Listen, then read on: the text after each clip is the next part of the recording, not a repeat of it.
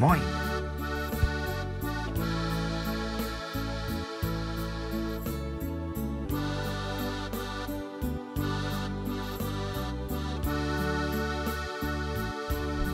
Plattdeutsch lernen. Plattlex Nummer 4. Familienleben. Klok 7 in de Früh zit Vater in zijn Auto und fährt nach dat Büro in de Stadt. Die Kinder eet Frühkost, für dat sie nach Schule geht. Mutter arbeitet allein in der Bäckerei. Al Klok 5 in der Früh fängt sie an zu backen. Klok 12 ist Mutter wieder zu Hus.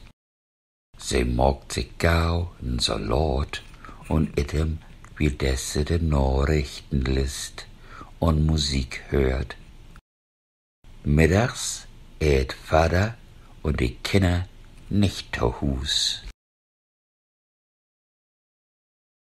Mutter ist ein bisschen müde und braucht einen kurzen Druss, ehe dat sie mit der Husarbeit anfängt. Nu sind die Kinder wieder zurück von der Schule. Sie helpt Mutter bei der Husarbeit.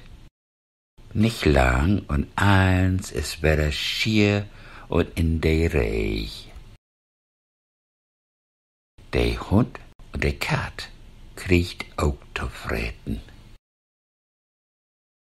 Al Klok 6, also Lord und Vater ist noch nicht zu Hus. He könnt forken lauter nach Hus. He hat zu viel Arbeit. Mutter hält dat Eten warm für ihm. Sie töft ob ihm und öft so lang, ob hab. Will des sind die Kinder in Jümmer kommen und mag Jümmer lexen. Just nu lehrt der Jung Regen und der Dejan lehrt Englisch. Morgen geht der Kinder wieder nach Schule. Tschüss. Wes bedankt für drin kicken. Nicht vergessen, Leben ist Leben und Lehen.